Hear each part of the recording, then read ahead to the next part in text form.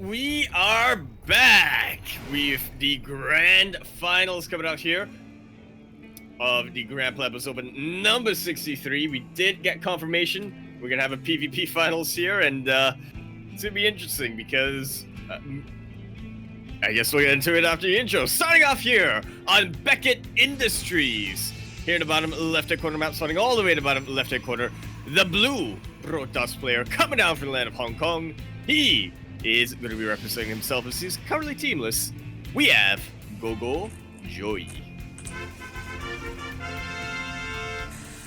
And spawning in the top right-hand corner of Beckett Industries LE, we have the Vietnamese Protoss player, not Zerg, as you said, as we are in that PvP, representing Intensity Esports, letting us know that he watched SOS versus Zest yesterday. Will he play like Zest or SOS? We'll find out, as it is MeomaikA. Finally, I'm watching YouTube is actually coming to use.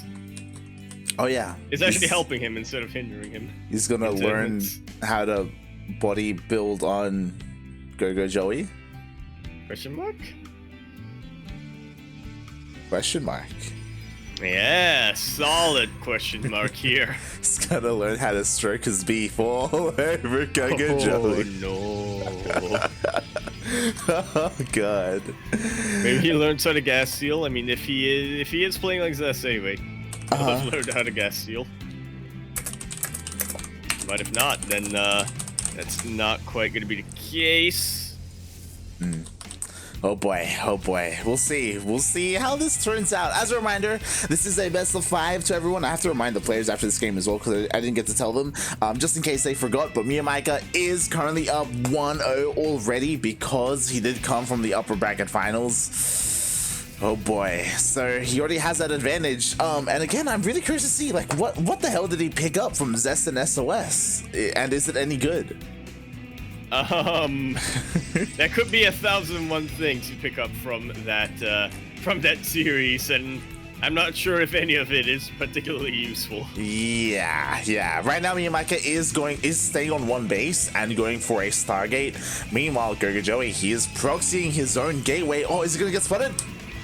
Yo! Immediately gets spotted over here by MeomaikA. He is on top of things, and I guess that's one thing he kind of picked up: how to be secure, where the proxy locations on Beckett Industries are. GogojOey is going to be reinforcing that, and he is going to have a pretty good reinforcement point here with that gateway when he decides to be a bit more aggressive. But yeah, we'll see if that ever comes to pass. Yeah, we'll see how good the macro is. Again, the second pylon did finish up, so this will stay powered for the time being. Meanwhile, of course, we'd have 3 stalkers here for MeomaikA, but a couple more stalkers are joining the fray. Yes, for GogojOey.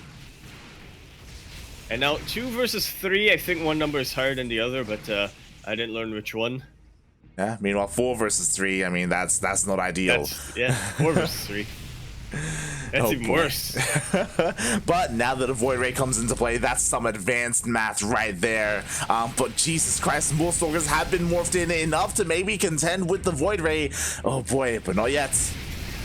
Yeah, not quite yet. There's still the case of the Stalkers on the ground, providing a little bit of a buffer attack, preventing any of these other Stalkers from getting too close to the Void Ray. And now the moment for MeomaikA to really take out this proxy has long gone. He needs to work a lot more on defending, and he's supply blocked. He's supply blocked. I was wondering why he was making zealots, and it's because he's supply blocked. He's got nothing left, and oh my god, this is not ideal. He needs to buy time right now for the pylons to finish up. And I just realized he does not have warp gate. Huh. I'm not researching it. Yeah, he doesn't have the gas for it. I thought it was odd to see zealots on the way, like actually being produced, I should say, like manually. And it's, mate, there's no warp gate. He's not getting it. Well, or you get warp gate when it delays your +1 air weapons. Do you think he notices? Do you think because he doesn't play Protoss, he's like, yes, this is how things should be? I doubt it. My units. This is how we macro. I doubt it. We are Protoss. Like that's one of the basic think it's a Protoss. This is not this is not intentional. You don't intentionally like avoid warp gate. Like warp gate is a staple. Well, like he's making if you're gateway MeomaikA, units. Listen, It can't he be. just wants a gas. It can't be for intentional. Void Rays. There's no way this is intentional. I mean, you know, maybe he wants a gas for both Void Rays and Stalkers out right now. Maybe. GogojOey is going for a Dark Shrine, by the way. He is going for a Dark Shrine, which is scary. He also has a mass amount of Stalkers here. If you wanted to, maybe he could try and brute force his way up the ramp, but he has no high ground vision, and pushing up a ramp into shoe batteries, that's no bueno. You don't want to be trying that. Oh boy, just like how you don't want to be committing into the main base if you're MeomaikA, not with all the Stalkers here. Uh-oh. Wow. I mean, he's got a recall. Uh-oh. He's able to take out that Dark Shrine, Dark which Shrine. he's trying to do with that prismatic alignment. Does force a cancel. Fortunately, unable to really recall here, because even if he did, he would be losing a couple of units. I mean, he loses them regardless, but yeah, now MeomaikA knows how GogojOey wants to play this out. Should be seeing an Oracle or two come out just for the reveal. Either that, or he thinks, all right, I forced him to cancel. He's not going to rebuild that, right? Yeah, it'd be crazy if he rebuilt it. Wouldn't make any sense. Yeah, why did you rebuild that? I already forced to cancel once. Exactly. So right now he thinks he's safe, and we see he's bringing everything across the map to try and break GogojOey. Meanwhile, GogojOey does not have any shoe batteries here on the low ground, only one on the high ground. He's not set up defensively whatsoever, and he will be forced to maybe deny or cancel the natural. Mate. But I tell you what, Light, he's got a lot of Stalkers, and Stalkers versus slow Zealots. There's a lot you can do over here just from pure kiting. Eventually, though, you're gonna run out of ground to kite.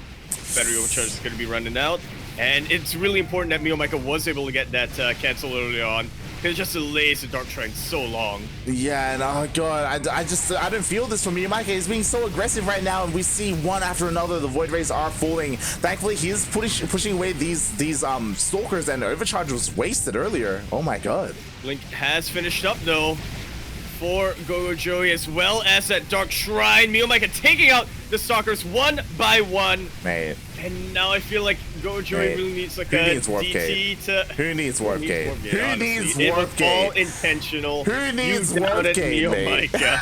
GogojOey can warp in anything. No, you do not need Warp Gate as a Protoss player. GG gets called, and MeomaikA takes game number 1. A match point without Warp Gate. Is this what he meant when he said he learned from Zest versus SOS? He's like, mate, they didn't make Warp Gate. You don't need it in PvP. And then it's like, wait, but SOS Cannon Rush. He's like, nah, you don't need Warp Gate.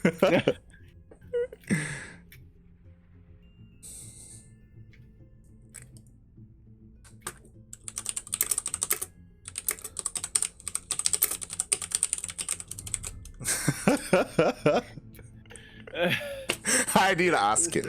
I need to ask. I need to ask. From MeomaikA right now. I need to ask him. I need to know.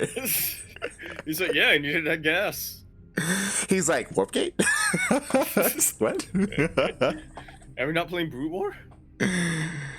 He's like, oh, Warp Gates. Warp Gate. Right. I'm speaking your language. Is that an add-on for the gateway? Is that a...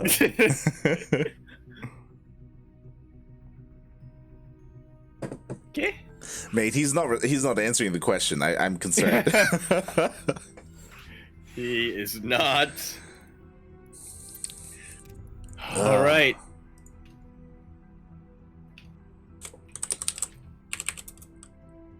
Remind the players real quick that MeomaikA is on match point 2-0.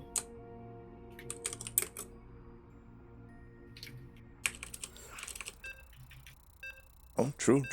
There you go. Oh, and we are getting into game number 3 or game number 2. Game number 2, but point. If MeomaikA wins this, it's point number 3. There you go. We'll see. MeomaikA just needs one more win, and he will be our GPO number 63 champion. Let's do it without Warp Gate.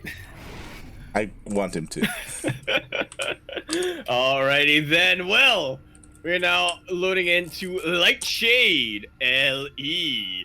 We're here in the bottom right-hand corner map, starting all the way in the bottom right-hand corner. The blue Protoss player, not the Blue Zerg player, coming out from Hong Kong. He is the best player to come out from Hong Kong, but not sure about the best Protoss player. I think, yeah, we'll see if B-Storm can still hold that title. He is going to be representing himself as he's currently teamless. Now he needs a bit of a miracle here. Everybody send him your energy if you want to see more of this PvP spectacular. We don't often see this. He is GogojOey.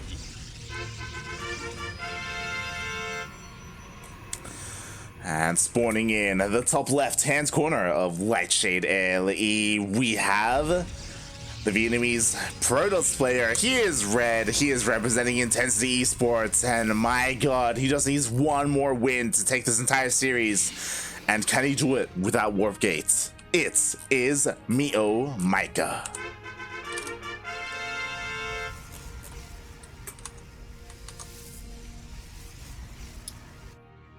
We'll see.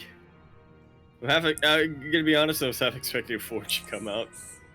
But I want him to play. I want him to play Terran and win like a macro game without like making add-ons on his Raxes. Like without making add-ons on his Raxes, without getting orbital commands. Yeah.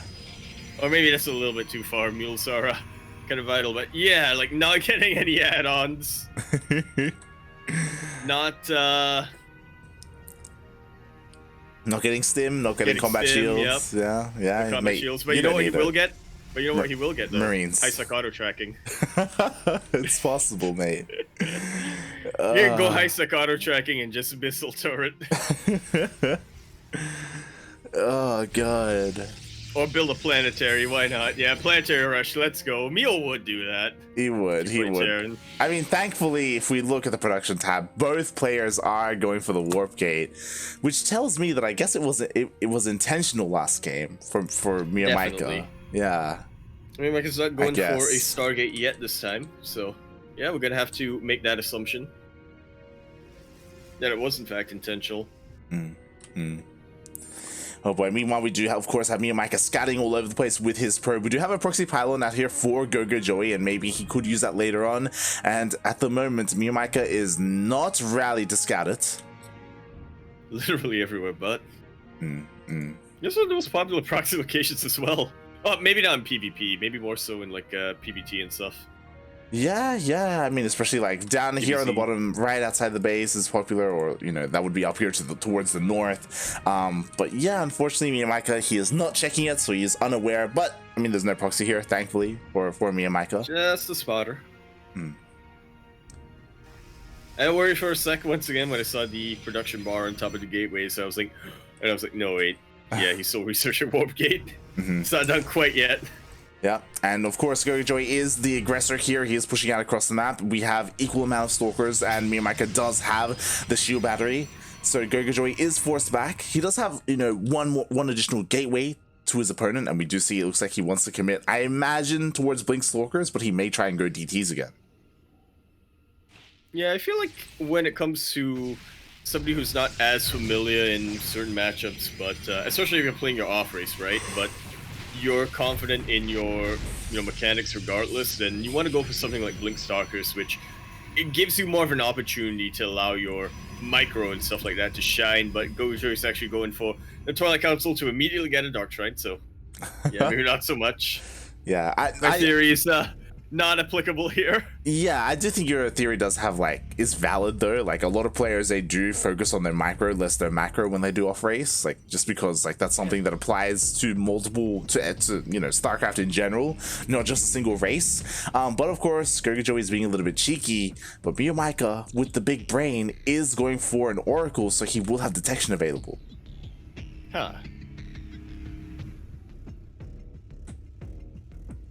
And even grabbing the Forge as well, just I imagine throw down cannons to make himself a little bit extra secure, right? Yeah. For some reason, MeomaikA doesn't strike me as much of a timing kind of player when it comes to PvP.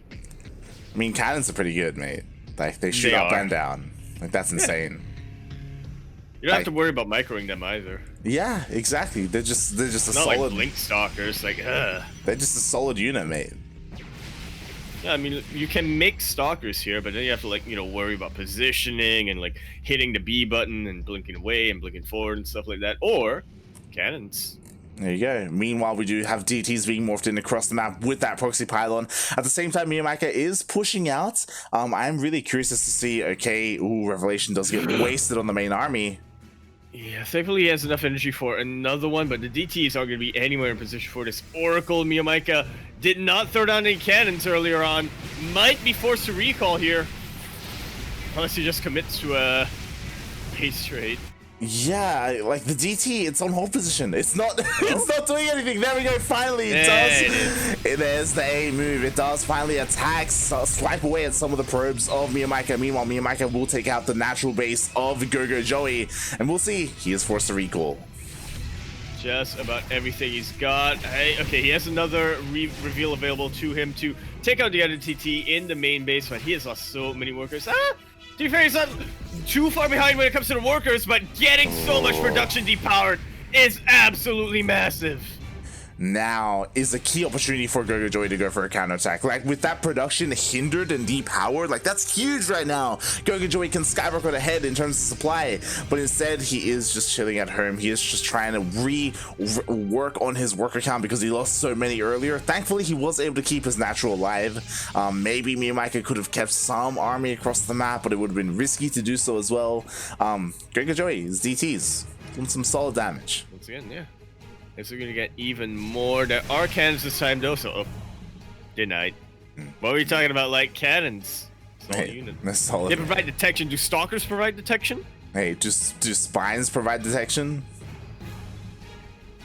Oh wait, they do. I can miss Exactly. Aye. But like, because of the way this has turned out, like, both players are forced to stay at home and defend, and we may get a longer game here.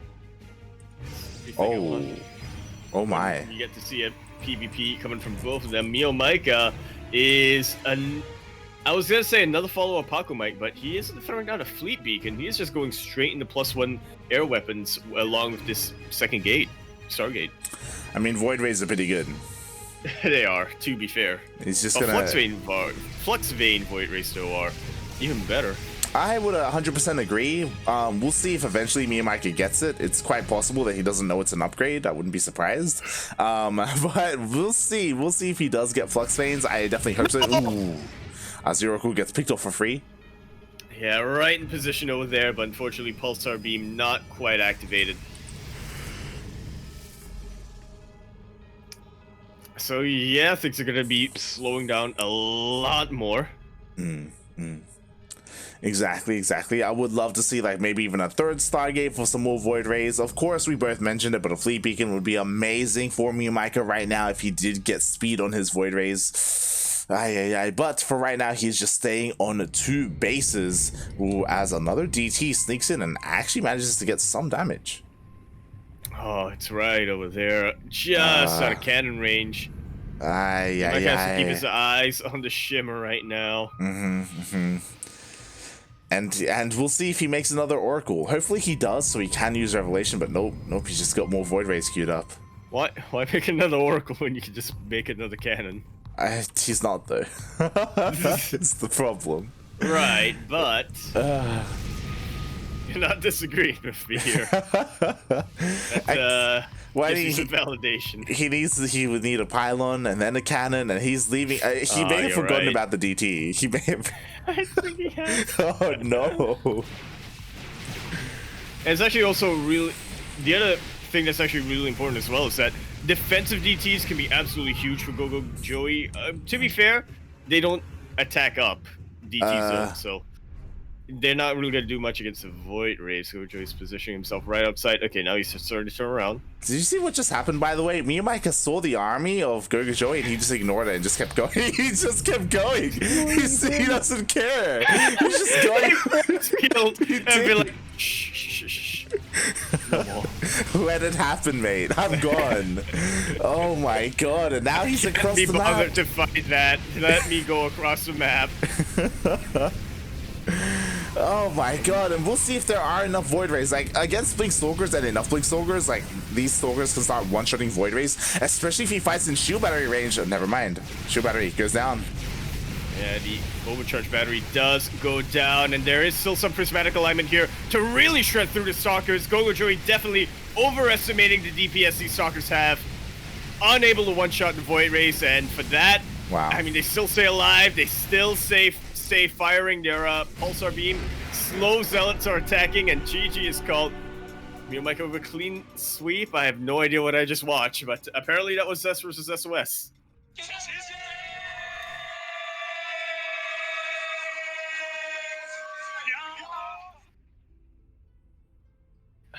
Well played. Wow, GG, well played. MeomaikA is showing that it's not just ZVP that he can beat or that he can win at, but also PvP. And here's my question to you, Light. Are you gonna show Paco Mike these games? God no. I don't want to. I don't want to poison. He's got enough going on as it is. I don't want to poison his mind. Wow, GG, well played. Congratulations, MeomaikA. He does prove himself to be the greater Protoss player in the end. That was just such a crazy. That was crazy. I just the army movement from MeomaikA just said so much. Like, it was great, and unfortunately, like, I do think that GogojOey had enough Stalkers to contend with the Void Rays. Only if he focus fired though. Like, he just A moved. Like, exactly. Like, the Void Rays are just not dying because the DPS is being spread all over the place. Like, aye. Yeah. That's the thing about Void Rays, isn't it? You really just need to, what's it called? Focus every single attack. It's kind of like Phoenixes versus Phoenixes, right? You'd rather have one super powerful shot than a whole bunch of smaller shots. Mm-hmm. I guess that's in general whenever you have a... It's not a projectile. Well, it's kind of a projectile. Whenever you have a projectile unit like Stalkers or Phoenixes out. Mm-hmm. Exactly. Oh god. I don't know if GogojOey had enough to win there with his Stalkers if he did focus fire, but it definitely would have gone a little bit better for him. Regardless, MeomaikA, he does win the series. Congratulations once again. He is the Grand Platypus himself. But at what cost? Apparently what MeomaikA learned from Zest is pray when things are hopeless. And it worked, mate. It worked. It did. But at what cost? Oh, God. Apparently the cost of Warpgate. Mm-hmm. Apparently. And with that was the Grand Platypus Open number 63.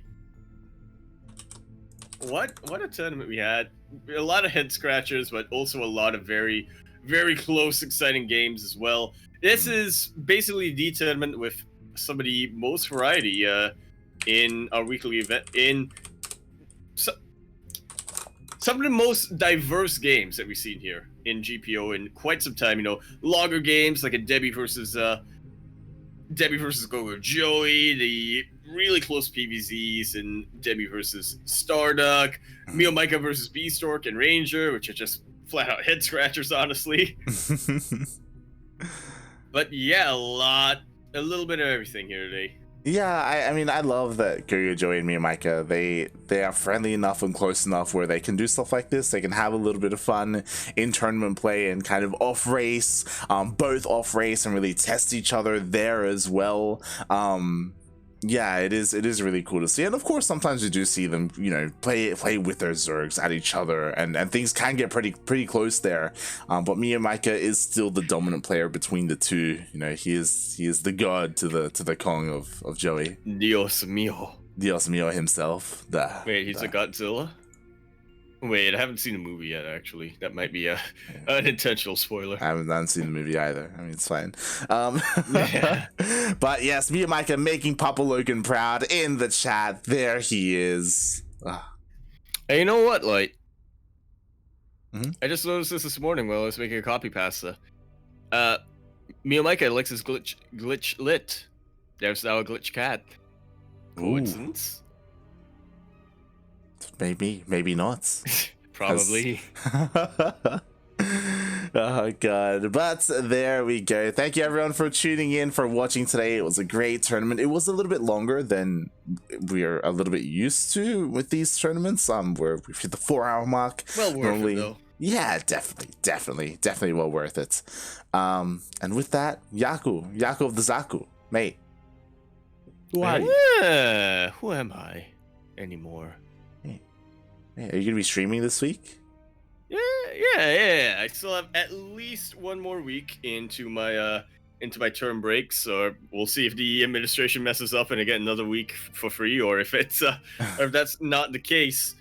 But yeah, I'm actually tempted tomorrow to just stream after ESL Asia and before WC Weekly. Ooh, wait, is there WC Weekly tomorrow? There is. There is. All right, I'm just tempted to do that just so there's like a 24-hour whatchamacallit duckling thingy to look at. But we'll see. I'm not making any promises over there. I'm probably gonna eat as well. That's fair. And also, fair. it depends on what time ESL Asia ends. This is true. ESL Asia, like, it can go long, it can be quite short. It depends. If you remember, there was that one broadcast where I think it was like a 2.5-hour broadcast or something. That was. Yeah, we're like Haas and Ragnarok. Yeah. They just kind of speed ran their way through everything. It was crazy. They're like, I want to watch the GSL group selection. And as Yaku is alluding to, yes, tomorrow we will be casting ESL Open Cup Asia at 12 p.m. KST. That is 1 p.m. AEDT.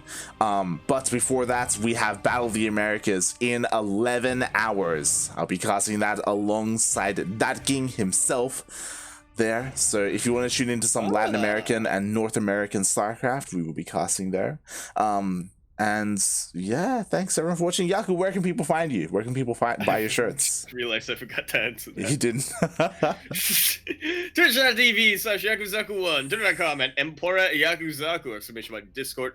In the chat, you can find myself as well as the other members of Cranky all hanging about there, as well as some of the other Cranky affiliates like MeomaikA himself over here, VIP of the channel. Lord Loken, #1 sponsor, is also there. And plenty of others. Apart from that, buy my shirts. Where can we find you, Light_VIP on Twitch and Twitter. I will be streaming my ladder sessions as well this week. I'll probably be streaming maybe tomorrow as well. we'll see. We'll figure some stuff out. Let's do an impromptu dojo in between ESL and WC Weekly. We could. I mean, we're not casting WC Weekly, man. We can. Yeah. We're fine, mate. Oh my god, it's crazy. We're not casting. It's beautiful. But yes. If you want to follow me there, you can. We also do stream some some Final Fantasy as well, if you are interested. But more importantly, follow the Cranky Ducklings on Twitch, Facebook, Instagram, Twitter. We are all over the place on YouTube as well, and you can join our Discord server if you want to be notified when we go live. We have plenty of StarCraft throughout the week. And with that, thank you everyone for watching. It was a beautiful tournament, and we will see you tomorrow. Hey. Ciao. Bella.